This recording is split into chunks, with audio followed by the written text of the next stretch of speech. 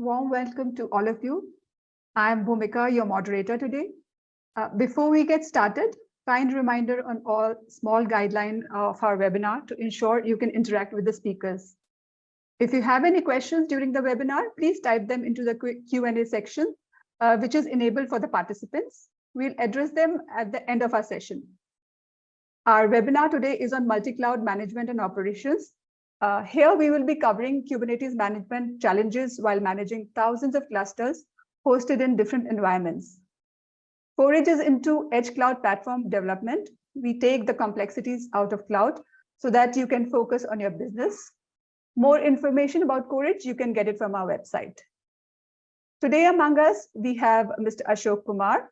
He's Vice President at Coredge with more than 15 years of experience working with enterprise and telco sector, focusing majorly on product development and cloud architecture in the areas of cloud computing and NFVI domain. He has worked significantly towards cloud performance and orchestration areas and has ample of international exposure working with tier 1 operators and enterprises. Our next speaker is Mr. Prabhjot Singh Sethi, VP Engineering at Coredge. He is heading the product development for Cloudcouples, a platform and solution offering around it. He has worked extensively in the domain of orchestration, SDN, and traditional routing. He has also extended his services to the community as chairperson for Tungsten Fabric and has many contributions to Linux Foundation. Our Vice President will kickstart the webinar today. Over to you, Mr. Ashok. Thank you, Bhumika. Let me start with a quick thank you. Thank you, everyone, for joining the webinar. We'll start with a quick introduction of Coredge, because what happens many of the time, the term happen to be confusing as people try to understand what is the meaning of the Coredge, right? So Coredge is a technology-centric startup, right? Doing specifically, or let's say helping our customers bridging the gap between cloud core as well as the edge. Because if you look at the traditional applications, they were more sitting towards core. And now with the evolution of 5G and more emerging technologies, right, we are moving towards edge. Hence, the data would be sitting pretty much distributed across all different sites. And we at Coredge are helping our customers to bridge this gap and enabling our customers for greater scalability and performance improvement. Let's start the day with some of the emerging cloud native trends as per Gartner, right? If you look at the top 4, or let's say market trends as of today, or most popular trends, if I start with the bottom one, let's say the composable application, right? Where as per the new architecture, you can have the applications designed in order to have disassociated functional components of any application. That way you allow your different applications or more and more business processes to reuse the existing business application component or a specific functional block to deliver more applications and services to customers. The next is low code or no code. So in traditional ways, if you look at the application development, what happens is that somebody has to, or the programmers has to write down the complete application code in order to complete or write down the business logic. And you have always gap between what business wants versus what is the developers are doing, right? With the emerging technologies related to no code or low code, with intuitive GUI, the business people or non-technical people can also develop the applications without having to understand the underlying infrastructure or the development or programming languages at all. Next in line is a very popular emerging trend, serverless computing, right? With, traditionally what happens, applications were deployed on infrastructure and you need to take care of that infrastructure. But with the serverless computing, it enables the enterprises to write down code and deploy the code without having to worry about the underlying infrastructure. That way, enterprises can consume the infrastructure in much better way, use it on on use basis. Accordingly, the enterprises invoices get reduced, and at the same time you get the greater scale without having to worry about what are the things you can or how to scale the application. Rather, you only focus on the business logic without having to worry how to scale the underlying infrastructure, handle security, everything. The most popular trend which we are focused today is multi-cloud or distributed cloud. So before we look at the multi-cloud or distributed cloud architecture, let me quickly go through the current state of the enterprises. So if you look at the current state of the enterprises, right, on our left-hand side, we have traditional or the virtualization-based enterprises. So most enterprises started with traditional ways, having multiple data centers, deploying applications across multiple data centers, right? And then came an era where people or the CXOs started thinking, okay, let's consolidate the data centers, started moving application towards virtualization platforms. That way, having more and more flexibility in terms of where they can deploy applications. Now, some of the enterprises have already started moving towards private and public clouds, which means a combination of applications either sitting in on-prem infrastructure as well as on the cloud infrastructure. That way, more hybrid clouds are emerging, where you have different clouds providing different services, and you have part of the applications on-prem. It gives you more flexibility, more handling of disaster recoveries, but at the same time, this, from the experience for the application team as well as for the CXOs, it is very difficult to identify, okay, or optimize the infrastructure cost. At the same time, the operational complexities are increased because you have to have teams looking at different clouds, managing different infrastructures, and that way becoming more difficult for the operations and support. But as the latest trends happening, right, more and more enterprises and CXOs are thinking towards multi-cloud. When you say multi-cloud, it's basically having the capability or application pieces sitting into different cloud infrastructure, and at the same time, that gives you more and more flexibility in terms of what cloud services you can pick and choose. You can plan your application's disaster recovery in much better way without having to worry on if one data center goes down, what will happen. You can, or if one of the cloud vendor goes, what will happen.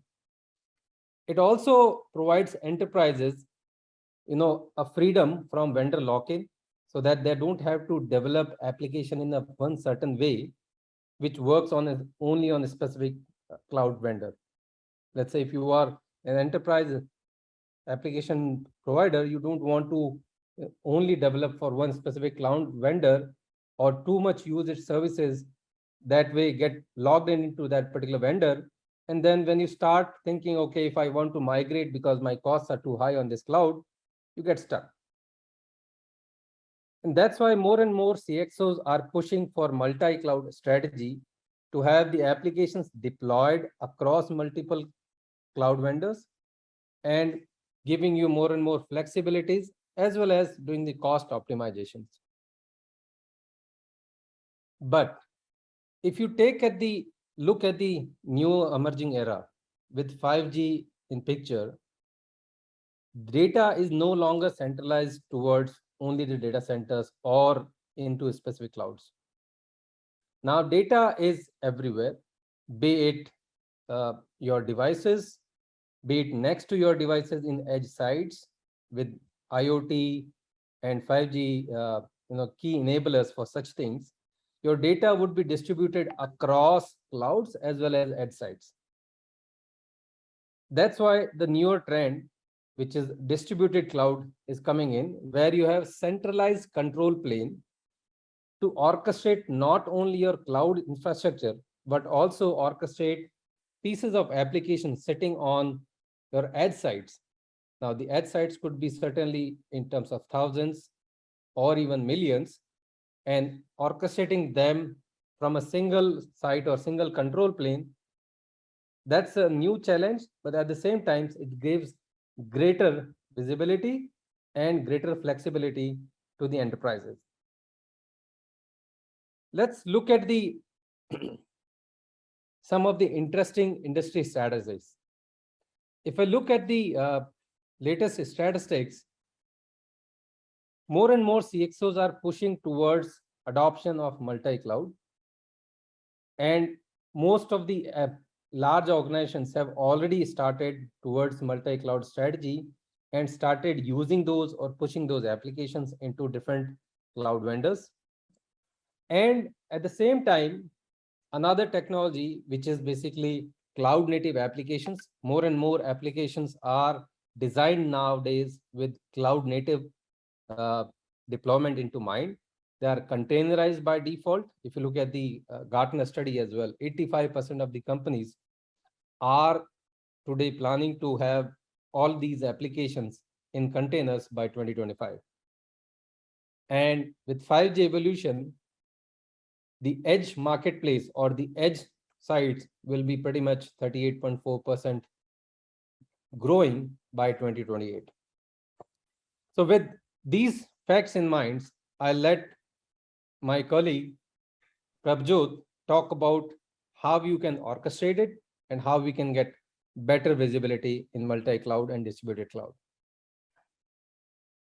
Yeah, thank you, Ashok. Okay, so taking it little deep, right? The very first thing when we look into cloud native technologies, multi-cloud or edge cloud, is the platform that we need to use. And today, Kubernetes is pretty much became the de facto platform to deliver that.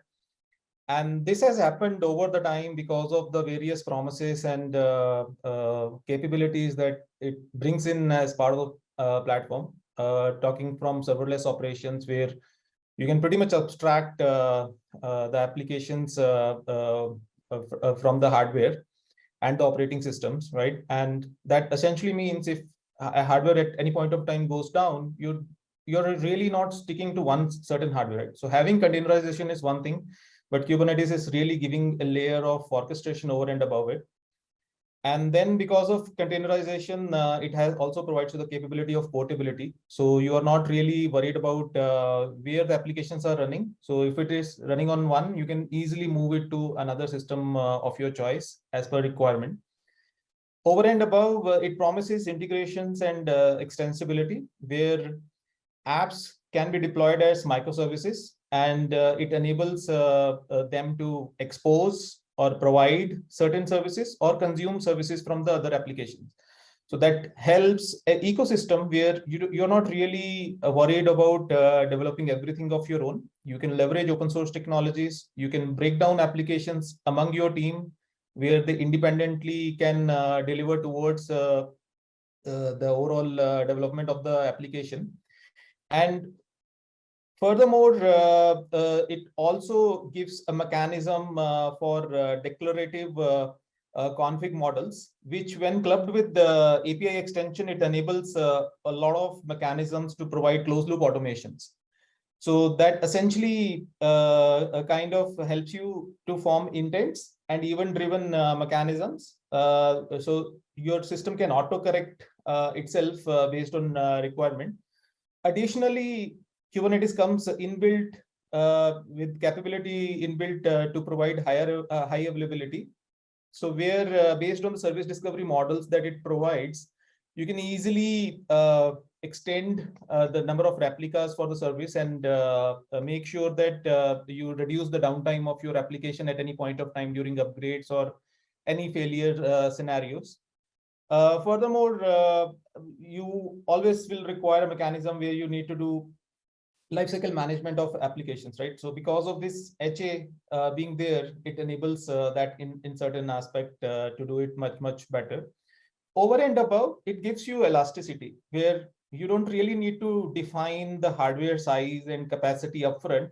As you go, you can keep on adding more worker nodes into the system, and you can keep going, right? And that essentially helps you a lot on cost cutting and expanding as you require, right? Rather than just thinking about migrating from one big chunk of server to another. So, however, before really keep taking ourselves in a situation as if like everything is taken care of by Kubernetes and we are in good shape, there are certain myths and there are certain aspects that are often overlooked when we talk about Kubernetes, right? And one of the common myths is around Kubernetes security, where people assume that Kubernetes is secure by default, and I mean, they don't have to worry about it. Specifically, this becomes much more complex when you are going to be working at scale. So on the right-hand side, kept a screenshot of a CIS security certification that has been run by our platform on a open source Kubernetes deployment. And if you see, there are 62 failures as per the CIS security requirements, what it expects from Kubernetes. And that doesn't come by default, right? You will have to fix certain portions either as part of the configuration or as part of the add-on tools to really make sure those certification criteria, security criteria are met. Over and above, containers themselves are also not secure by default. So if you see at the bottom of the screen, there is a vulnerability scan report that has been included, which is also done by the platform that we are building at Coredge. So where you get to know what kind of issues are there, vulnerabilities are there with your application or container image. So this is the best scenario where you're only having unknown and the low category of vulnerabilities. But usually you will see that if the app, I mean, if these things are not taken in right measures, you will see a lot of critical and high vulnerabilities will also percolate into your system. And this is not one-time process. I mean, vulnerabilities are discovered over the time. And as and when they are discovered, you need to know when they happen, right? So for instance, Log4j happened and everyone panicked that whether their system also have that vulnerability or not. And how do you get to know about it? Which applications are really using it, right? It becomes very critical. Over and above Kubernetes security, as we are already discussing, right? It's not same as container security. So they are different in aspect. And then moreover, coming to the access that you're going to provide onto the platform. So people see that Kubernetes comes with inbuilt RBAC mechanism. So we will be able to secure pretty much the access for container as well as the cluster using RBAC. So that's not true. Most of the time, your SSH access and some of the other vulnerabilities sometimes enable the access into the system. So security becomes another important aspect from that perspective as well. Over and above, just thinking that I'll randomly choose some XYZ tool and it will help me fix all the concerns with respect to the security is also not true. So there are tools available, but again, you need to know what you are using and for what purpose.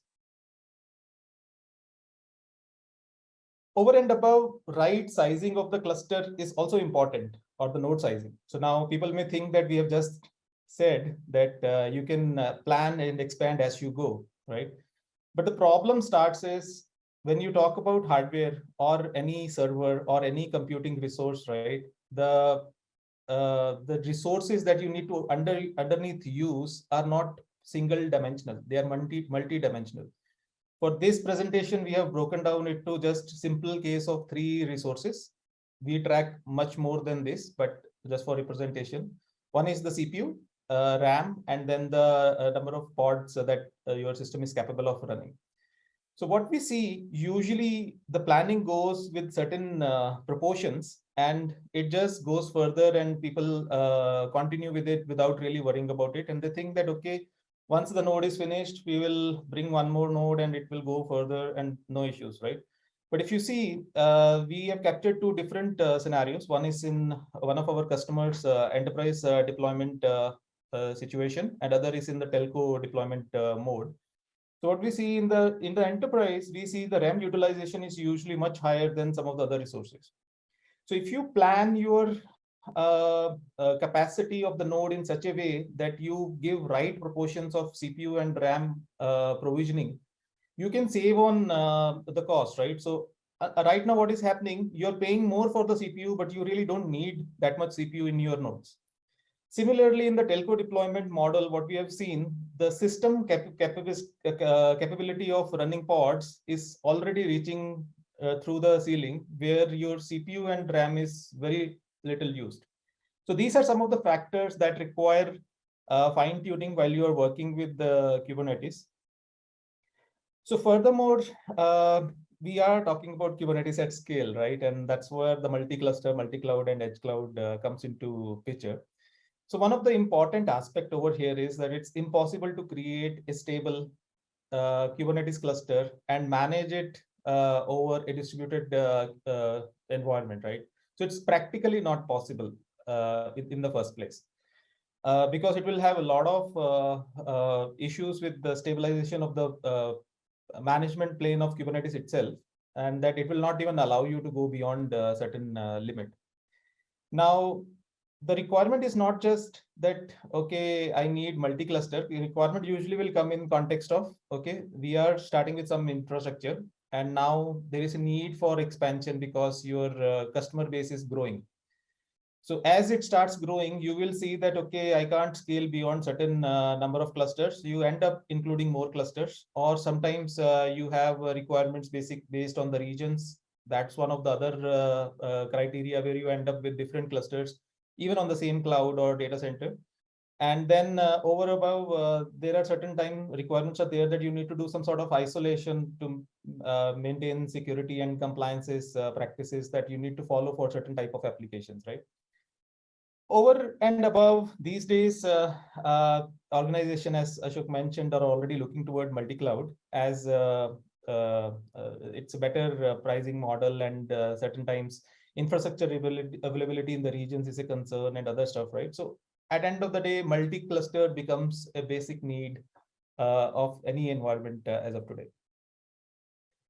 So when we talk about multi-cluster, it adds another layer of challenges, which we sometimes assume that, okay, they are going to come automatically within Kubernetes, but that's not the case. So for an instance, Kubernetes does not have any inbuilt mechanism to provide multi-cluster capability. And neither EKS, AKS, or GKE provide you the same. So they do give you a dashboard where you can manage, see all the clusters in one place, but still they do not have a multi-cluster outlook to it, right? It's at the end of the day, individual resources for them. And then over and above, now you are going to manage lifecycle of each of these clusters, right? You are starting with one Kubernetes version, you need to improve, you need to bump to a later version to take care of security considerations. Sometimes you want newer features that are being provided out of Kubernetes. And over and above, there might be requirement to resize your cluster scale based on the need, or if you are doing some cost cutting, releasing some resources. And at end of the day, this also requires observability, and the regular Kubernetes tools that are bundled, available, developed over Kubernetes are still limited to provide you all those mechanisms on one cluster. Nobody is really looking into how it would function in a multi-cluster environment. And over and above, when we are taking it to production ready state, so security, reliability, HA, and some other SLA mechanisms becomes another bottleneck. So where most of the time companies add a lot of DevOps support, trying to manage each individual component, infrastructure component in a very, very careful manner. And that's where the disaster can potentially starts to happen, right? And over and above, with this much distributed scale, there is always a need for centralized identity and access management, which you will probably get as long as you're on one cloud, but not if you go beyond a cloud, or if you are managing some of the on-prem deployments. And rate of your return on investment becomes one of the prime concern when the moment you move towards multi-cluster. So specifically talking about multi-cloud and edge cloud, so it's a case above multi-cluster. Some of the other constructs comes into picture is you are having multiple sites, so access management is going to be a concern. you will be using different entities for management. So clusters are not the only thing. You might have some external load balancers which are ensuring load balancing between your instances of public cloud. You need to ensure reliability and security. Security now is not just about the cluster, because your traffic is going over the boundary of your cloud or network, or maybe even in the public domain, right? So you need to ensure that the communication is safe and nothing really bad is going on. So this opens up another dimension to it. And over and above application delivery, right? So at the end of the day, why we are doing all this, right? We want to run some application over and above this infrastructure. So now that application can come as part of self-developed mechanism, where you might have some set of CI/CD pipelines where your team is contributing and developing new features, and you need to run it. So you as part of CI/CD pipelines, you bundle these packages, applications, and send it over to the infrastructure, or you are taking it from third party. But essentially, the idea over here is now you are going to be working with different environments which will have different needs. Even though Kubernetes in itself is flexible enough, portable enough, but still, because of the constructs these public clouds will bring in, you will require different teams that will be managing deployment of these applications, following different their operational procedures, that mobs that are being delivered to them, and it makes a lot of potential issues and scenarios that requires to be covered. Over and above, there is no mechanism today. I mean, obviously, manually people might have been doing to perform canary deployment of the new release, right? So you don't want to break your production setup. So most of the time, you just want to follow the canary deployment model and make sure your impact is less if your newer release goes bad, right? And over and above, how would you be doing the monitoring of these and failures in case it happens, the rollback mechanisms? Today, most of these things are either manual or automated in the form of DevOps mechanisms for an individual system, but it is not really replicatable. So tomorrow, if you bring a new infrastructure component, you have to reinvent the whole pipeline again. Furthermore, from day two operations perspective, you would require some sense of monitoring from a overall infrastructure capability, not just a single component. Lifecycle management of infrastructure applications and all the components that you're dealing with. Security updates, operations that you would require to perform, maybe some sort of configuration mechanisms that you are trying to provide as a update, or sometimes if some debug window needs to be opened up for certain person who is providing you the application, how those mechanisms would happen. And over and above, access management to this distributed system is often overlooked. So this is where we are building up our product called Cloudcouples, which looks forward to provide you a layer of abstraction, right? So platform as a service, or sometimes even better called as environment as a service, where on your existing infrastructure, no matter where it exists, either on the public cloud or at the edge or on some on-prem deployment, working with any type of network with your existing data lakes and applications, we give you a layer where you do infrastructure management for all these components in one place, application orchestration, uniform access management of your infrastructure. Now, because you are going to be dealing with a lot of different components, many times you will require to do some sort of validation and certifications, whether these components are really up to the standards and requirements that you have. So for example, that I showed a snapshot of a CIS certification output. So those are some of the certifications that we perform over and above the infrastructure to give you a sense of where it stands, whether they map the application acceptance criteria or not. Observability and telemetry into the system, where you get a single glass of pane to understand what's happening in your system. Any kind of issues that happen, which results into notifications and updates and alerts for you.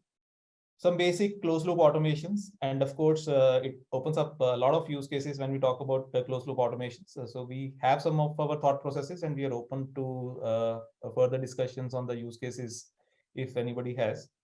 And the day two operation, right? So anything as part of day two that you would have to be performing. So over and above, we do integrate with out of the box the support for Prometheus, Grafana, ELK stack. And additionally, we have our own TWAMP tech stack built that helps us do some sort of network KPIs also, because you are going to be going out of the boundary of your public cloud, and whether this overall connection will really work or not is going to be one of the critical point for your applications to be deployed and function, right? So this is where we use TWAMP. And overall, as part of this platform, we bring in the capability of doing the real-time telemetry and troubleshooting why a user experience is poor. So with the help of measuring the KPIs of the platform itself, sometimes, so most of the time, this is a common issue where application developers and infrastructure providers have a conflict, right? So they just push the ball into others' court that it's their mistake, right? But with this platform, you will get to know what kind of SLAs that or KPIs are being provided by the infrastructure, whether they really map where the issue is, right? So it helps doing those things much, much better. Over and above, we also do have capability to manage cluster lifecycle itself. We can create clusters for you. We can upgrade clusters for you, not just on the public clouds, even on the on-prem deployments. And over and above, of course, if there is an issue, there is always a possibility of rollback. So with the interest of time, I try to rush through a little bit, but I hope we'll make it to those pieces as part of the questions if you have any. So I'll take a pause here and I'll open up for questions. Bhumika, over to you. Yes, I can see a few questions coming up. Once again, to remind you, for those who have joined late, in case you want to ask your questions, please type in Q&A section.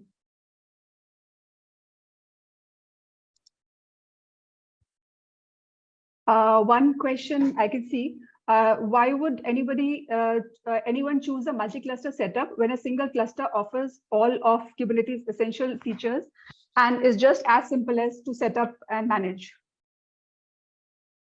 Okay, I think this is partly answered as part of the presentation itself, but just to highlight, it's not practically possible to do. So you can always start with one. So as long as you are limited to certain scale, you will be good enough. You won't require a multi-cluster environment. But the moment you expand, or you either in terms of load or in terms of coverage, it becomes a necessity. There's one more question. Is Prometheus not good enough for Kubernetes observability? So Prometheus is certainly good enough with respect to Kubernetes as a platform, but issues starts percolating the moment you go beyond the boundary of single Kubernetes cluster. I think Ashok, you had a lot of exposure with some of our clients with respect to observability, right? So do you want to add more? Absolutely. And one of the biggest challenge happens is that you can certainly look at a single cluster perspective, but when you start looking at from the multi-cluster perspective or from the multi-cloud perspective, you certainly need aggregations and specialized matrices and tools in order to have a better visibility into your complete heterogeneous infrastructure. I hope that answers the question. One more one more interesting question I have. Why should organization modernize their application with distributed multi-cluster Kubernetes deployments? If you are asking that question, I would say probably you're not following the trend, or maybe your requirements are completely different. But logically, as I mentioned, it at the end of the day depends on the need, right? So most of the enterprise use cases have already moved towards Kubernetes because they want to go the serverless model. And multi-cluster is kind of taking over purely because of the scale at which the operation needs to be. There is no other reason specifically for multi-cluster environments. Okay. I think I can ask one more question. How do you monitor and manage security aspects in distributed environment? Okay. So security is important from a individual infrastructure component to what you would be doing over the network. And at end of the day, I mean, it's subjective. I mean, what I would say. So for an instance, the scenarios that we are really looking into, so we are taking care of connections with the help of MTLS security. And at sometimes when these networks are data sensitive, we even have mechanisms to set up direct connections using fabrics provider, right, between the data centers and ensure that it takes the secure route. And all those mechanisms are there. And over and above, from a platform perspective, we do security sanity of the infrastructure. And from application perspective as well, we do vulnerability scans and all the other mechanisms on a periodic basis, and release notifications and alerts corresponding to that. Quickly, one more question has also come up. What are your added values compared to the open source project called Karmada? Ashok, do you want to take that question? Yeah, sure. I would not really say a quick apple to apple comparison. However, certainly, Karmada also tried to solve the similar issues which we have highlighted, right? There are differences, certainly in terms of the approach, how we are handling. As Prabhjot mentioned, one of the biggest challenges security across when you go towards multi-cluster and multi-cloud, right? So with our tools, which we are focusing more towards zero-touch authentication and authorization, enabling mutual TLS across services, as well as combining from the not only deployment or application delivery, but at the same time, ensuring day two operations features and functionalities, as Prabhjot was mentioning earlier. Combination of all three, I think that is what makes Compass slightly different from Karmada. And certainly you would see from the support as well as from the enterprises use cases perspective, it's the same problem, but I would say different approaches to solve it. Thank you. We've got one more question.